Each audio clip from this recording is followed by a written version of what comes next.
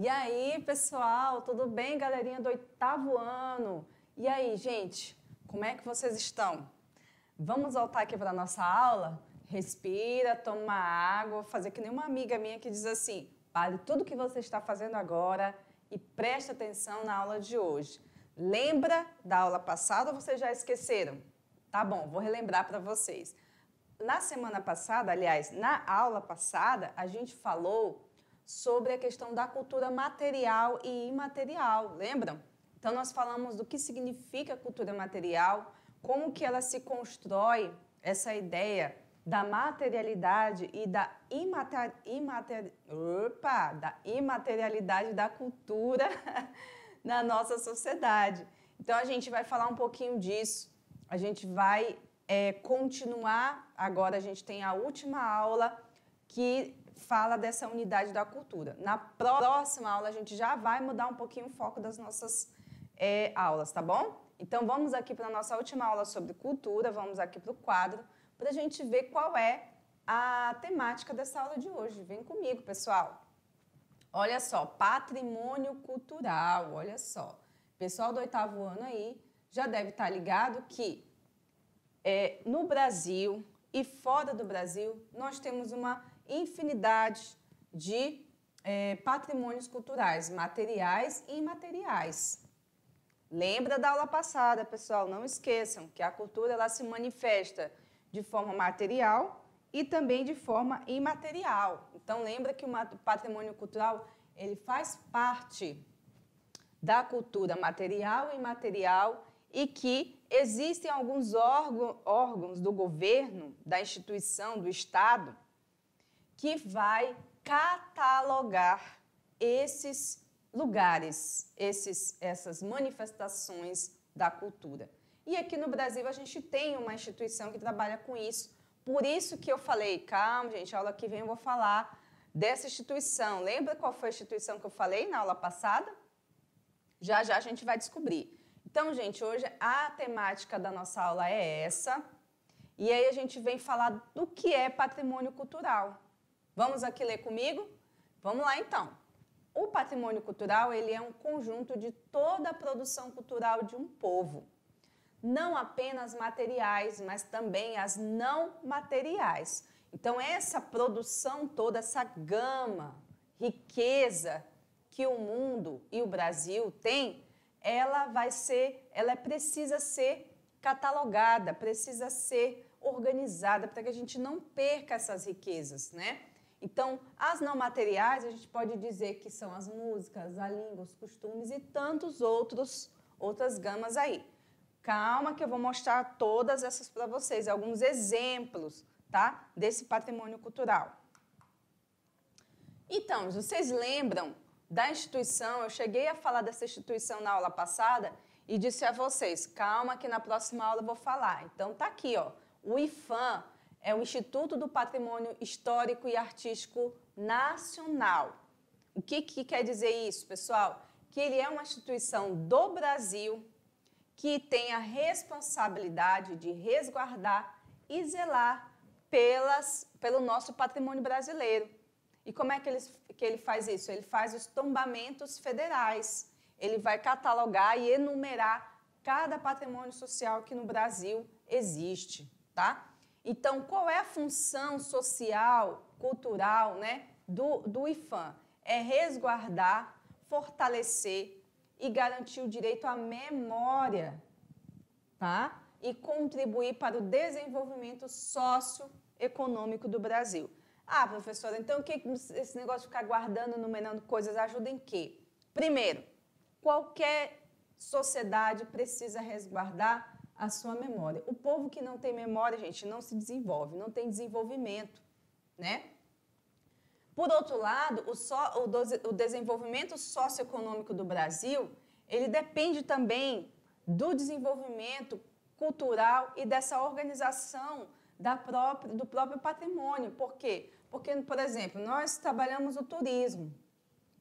O turismo, ele movimenta milhões de reais. Se você trabalha organizadamente com esse patrimônio, resguardando, buscando catalogar, conhecer, você vai também fomentar a esse turismo, que vai trazer dinheiro para o nosso país. Então, assim, a cultura, ela é importante não só para a memória, como para o próprio desenvolvimento, tá certo? Então, qual é o objetivo desse valor que nós construímos historicamente? Ele tem um objetivo histórico, cultural, arquitetônico, ambiental e também, por que não dizer, o valor afetivo para a população, que impede a destruição ou descaracterização de tais bens. Ou seja, quando você guarda a memória, quando você guarda esses momentos culturais, essa memória do povo, e seja ela de qual origem for, você também resguarda a história dessas pessoas. Na sua casa, você vai pegar as fotografias, as coisas antigas, vai jogar tudo fora? Se você está fazendo isso, pessoal, está errado. Porque daqui a 50 anos, você vai ter uma memória da sua família, né? Então, as famílias antigas, elas costumavam guardar as suas coisas para a posteridade, para que a memória daquela família não se perdesse. E é importante que a gente guarde fotografias, objetos importantes, até mesmo roupas. A roupa da criança, né? Uma peça de roupa que mostra, olha, quando você era criança, você vestia isso, né? Ou uma panelinha, uma mamadeira, alguma coisa, olha, quando você era criança, você se alimentava por aqui. Ou seja, isso é uma forma de contar a história das pessoas.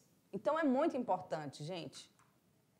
Ou seja, esses bens materiais, eles são importantes para que a gente possa ter zelo e cuidado com as nossas memórias. Porque daqui a 50, 100 anos, essas marcas elas vão ficar. Nós vamos embora, nós vamos morrer, mas aquilo que nós construímos, ela fica. Fica em forma de casa, de arquitetura, roupa, vestimenta, fica em forma de história, de lenda. E as famílias juntas, elas vão construindo isso. Por isso que é importante você não perder as memórias da sua família. Construir junto com a família um momento de compartilhamento de histórias. Sentar junto com seus avós, com seus pais e perguntar para eles, papai, como é que era quando eu era criança? Onde é que o senhor morava? Qual era o bairro? Entendeu? Porque isso faz parte, né? O momento de compartilhamento de histórias, ele faz parte da construção da vida das pessoas. E hoje as pessoas estão tão ligadas na tecnologia que estão esquecendo a vida que acontece fora dela, né? Ou você pode usar a tecnologia a seu favor, usa lá a sua conta no Instagram, no Facebook, aí em qualquer lugar, para gravar um pouco, contar um pouco da sua experiência, das histórias da sua família, para que as pessoas também vejam, né? O compartilhamento virtual de histórias, isso seria maravilhoso, não é mesmo? Então, assim, no IPHAN, a gente tem cataloga-se diferentemente o tipo de memória. Então, assim, a gente tem aqui o registro de saberes, os tipos de saberes aí, o registro de celebrações, o registro de formas de expressão e o registro de outras formas de expressão. Então, vamos lá conhecer os primeiros aqui, o registro de saberes, né? Olha só. O registro de saberes, eles incluem técnicas, o conhecimento das matérias-primas, entre os quais podemos considerar até mesmo as técnicas de artesanato e de fabricação de instrumentos e até de culinária. Então, vamos saber aqui o que o IPHAN já catalogou que relaciona-se com o registro de saberes. Olha só que interessante, gente. Isso aqui é só um exemplo, tá, gente? Se vocês quiserem entrar lá no site do IPHAN, tá? E procurem os registros. Pode escrever lá no Google IPHAN Brasil. Você entra lá no site, ele vai te mostrar uma gama de coisas. Aqui eu trouxe porque não vai dar tempo para a gente falar de tudo. Mas olha só, um registro de saber que já foi colocado aqui no IPHAN, ó. O modo artesanal de fazer o queijo de Minas. Olha que legal. O modo de fazer a viola de coxo. A forma de fazer a renda irlandesa. O ofício das baianas do acarajé. Gente, o acarajé já virou patrimônio nacional. O acarajé, a forma de fazer, que tem origem africana, mas no Brasil já ganhou outro significado, já é um patrimônio do saber brasileiro. Olha que interessante. O ofício das paneleiras de goiabeiras. Olha que legal, as panelas lá do Goiás, né? Feita daquele modo artesanal, que legal. O ofício dos mestres de capoeira. Tudo isso aqui, gente, é saber brasileiro. Nós fizemos isso aqui. Desde da culinária, que é o queijo e o acarajé, até o artesanato, que é o caso aqui da renda, né? É o caso aqui da viola, e as danças, capoeira. Olha só que interessante. Nós também temos nos registros de celebrações, né, os ritos e festas. Olha aqui, ó. Um exemplo disso são as festas juninas, as quadrilhas. Já é um patrimônio nacional, já é um patrimônio do nosso povo. Já faz parte da nossa cultura. Então, nada mais importante, natural, que nós possamos registrar também para que outras culturas não peguem nosso conhecimento, o nosso modo de festar e de fazer e dizer que foram deles. Não, não é deles, não. É nosso, é brasileiro, né? Então, vamos conhecer aqui essas formas de expressão que levam em consideração as festas e as danças. Olha aqui, ó. O Círio de Nazaré, em Belém, lembra que eu falei na aula passada sobre o Círio de Nazaré? Pois é, ele já é tombado como patrimônio do Brasil. O Complexo Cultural do Boi-Bumbá, no Maranhão, aliás, do Bumba Meu Boi, que lá é diferente, tá? Do Bumba Meu Boi, no Maranhão, tá? A Festa do Divino Espírito Santo de Paraty. Essa festa é muito conhecida no Brasil inteiro, viu, gente? Só que cada lugar faz a sua forma. Claro que tem uma espinha dorsal aí de como fazer, porque é uma festa que congrega a questão religiosa católica, né? O catolicismo popular.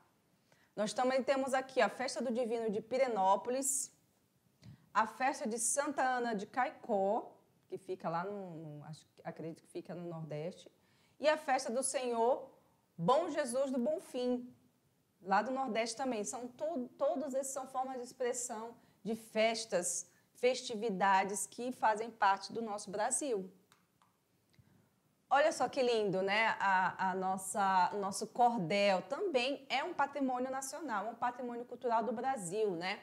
A literatura de cordel hoje já é conhecida no mundo inteiro e já é a marca do nosso Brasil, a forma de escrever, né? Que é um gênero literário. Se vocês forem lá na aula da professora Pura de português, ela vai falar um pouco mais para vocês sobre essa literatura de cordel. Então, elas são contribuições da cultura africana, indígena, europeia e árabe, tá? Conjugando, então, essas tradições da oralidade. Que legal, né, gente? Que bacana, que lindo esse trabalho que se faz através do cordel. E que riqueza que nós temos aqui no Brasil e, às vezes, a gente nem conhece, né? Aqui nós temos a forma de expressão também através do teatro, que já foi tombado também, né, pelo IFAM, que é o Teatro de Bonecos do Nordeste. É uma tradição, gente, que vem de várias influências. O legal é você entender que não existe cultura pura, apenas europeia, ou apenas africana, ou apenas indígena. A gente vem dessa diversidade, dessas influências, né? Então, essas influências, ela tem uma montagem, né, aí do teatro de bonecos, uma montagem empanada, feita, né, com tecidos aí. Tem que ter a barraquinha para contar a história.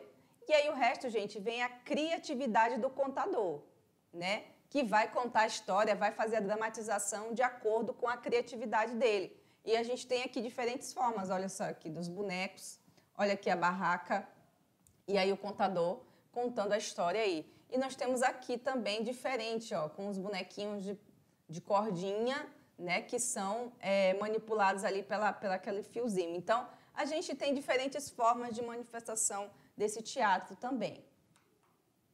E aí, gente, nós temos a forma de expressão, né, que vem do norte.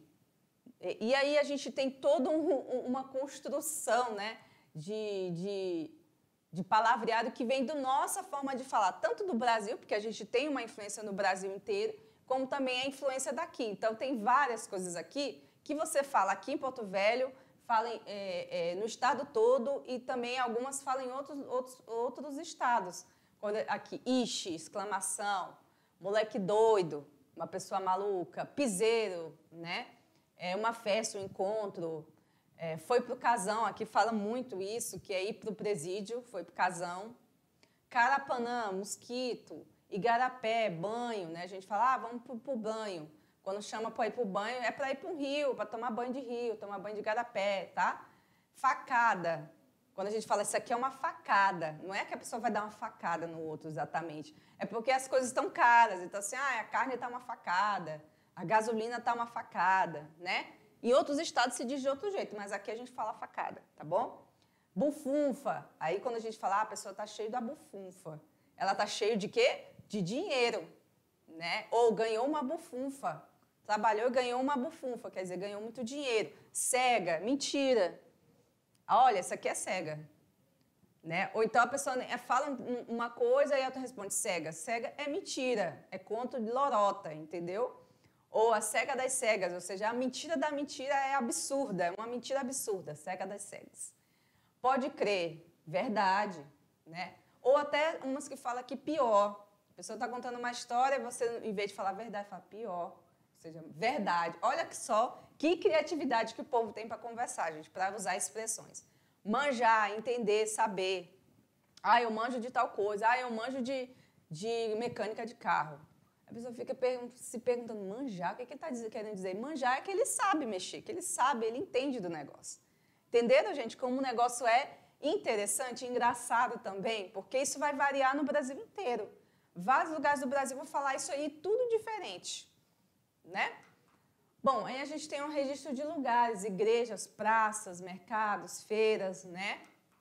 Olha só, eu trouxe algumas fotos aqui para a gente ver, ó, as cataratas do Iguaçu, que já é um patrimônio também nacional, tombado, né? Fica lá na região ali, Foz do Iguaçu, Paraná, ali para aquele final ali, já na divisa do Brasil com a Argentina e com o Paraguai, né?